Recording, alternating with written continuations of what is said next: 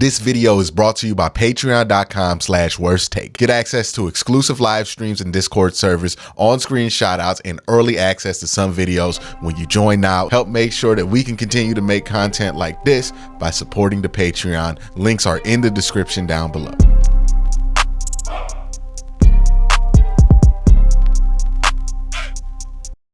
So day 3 of draft coverage here with the Cleveland Browns.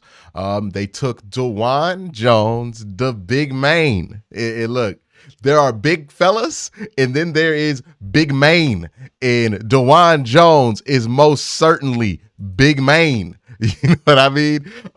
So they took big man here, 6'8", almost 6'9". 375 is what he weighed in at the combine. Reports are that he's even heavier than that. Big dude. And if there is one narrative that the Browns have been crafting throughout this draft, they go and get a big wide receiver. They go and get a big defensive tackle. They go and get a big offensive lineman. Whatever it was in their draft analysis determined that one of the problems with this team was size. Now, I don't think that's a wrong assessment. And I don't think it's a wrong assessment on both sides of the football. Now, on the offensive side of the football, what did this team struggle to do the most?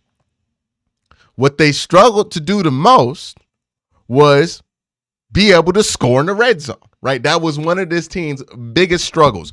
Usually you struggle to score in the red zone because you're not big enough to throw in that 20-yard margin, and you're not big enough to run and get you a yard in a 20-yard margin. That's what usually those struggles mean, that you're a little small on the offensive side of football. And the Browns, for a team that runs the ball as much as they do, were a little bit small on that side. Okay, cool. You flip to the defensive side of it, and you look at the Browns' problems. I mean, run game, right? Like, they were small on the run game. So they decide to get size here in the draft, and it makes a ton of sense. And there is no more size than you can get than DeJuan Jones in this draft. Now, he's 21 years old, will be 22 at the start of the season, so super young guy, 6'8", 374, ran a 5.35, which, look, it's not the greatest 40 of all time, but it's not that bad. It's not that bad for a man pushing 400 pounds. I'll be honest with you. So there is that. I think this is a great pick here for the Cleveland Browns. Upside out the gun. Played well against Georgia, Michigan, the teams that you want to see him at. Didn't have great games, but had good games there. I believe he was right tackle for the Ohio State Buckeyes this year. The question is, does he flip to left? Does he play right? In the NFL, because Paris Johnson was the left tackle for Ohio State. Obviously not better than Paris Johnson, but still, can he play left tackle in the NFL? I'm not sure. He's probably a right tackle. Maybe they feel like he could play guard. He'd be a big-ass guard, but maybe they feel like, a dude that big could help him on short yardage situations. This is a prospect. And I talked about this at the end of the Cedric Tillman video. I'll reiterate it again for anybody who missed it. And I've said this multiple times throughout the stream. You have to take chances on guys that you can nurture. Last year, we took a chance on Perion Winfrey.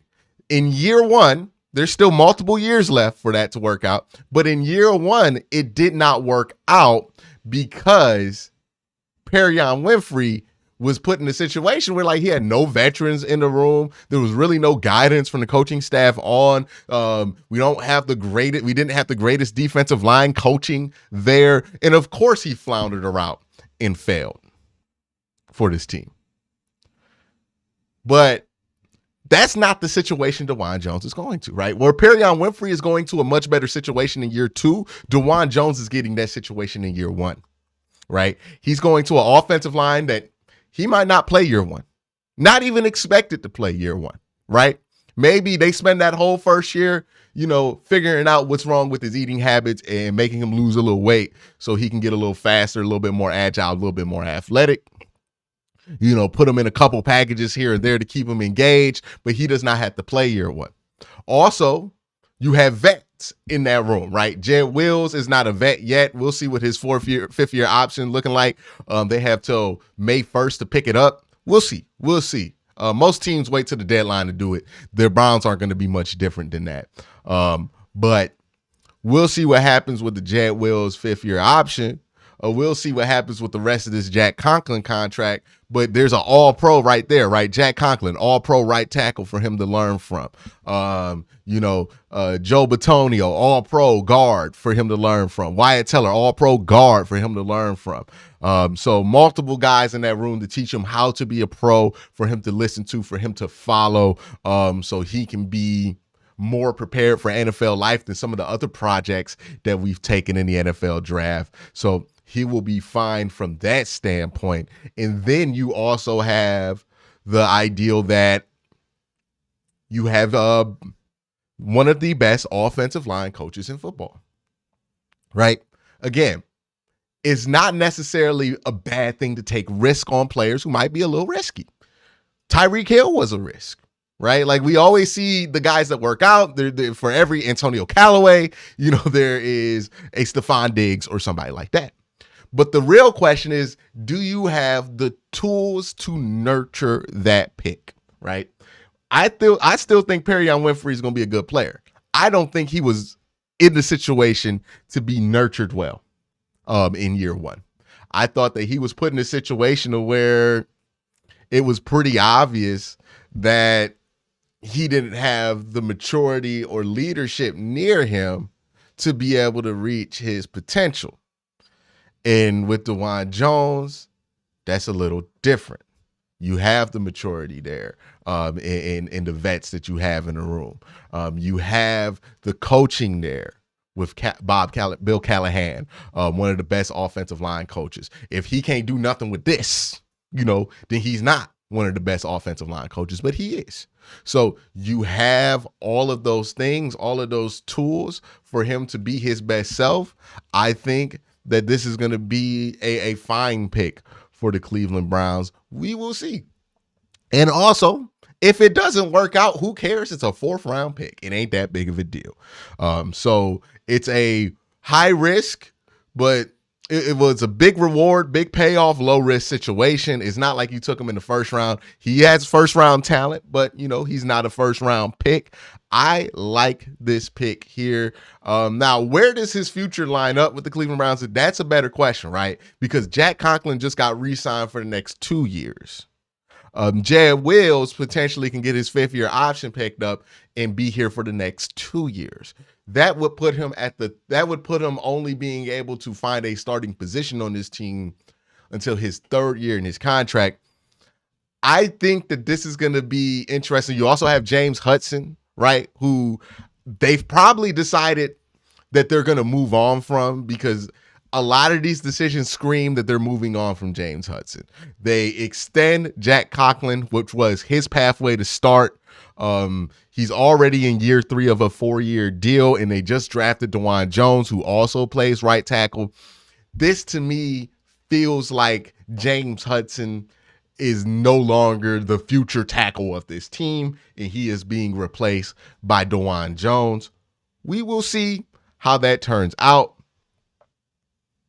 Oh, and the Browns about to pick? Nope.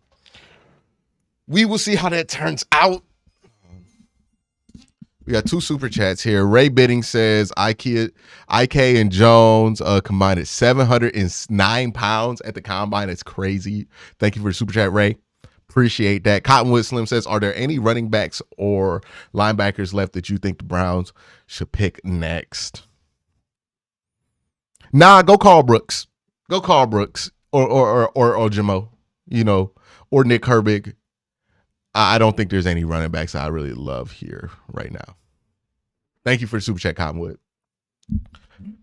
But DeJuan Jones, very interesting pick here. I put out there, I was like, man, you got to consider it if he's there at 72, and to get him at 111, I think is a no-brainer. You got to take that chance now. Will he work out? Will this be the right pick for the team?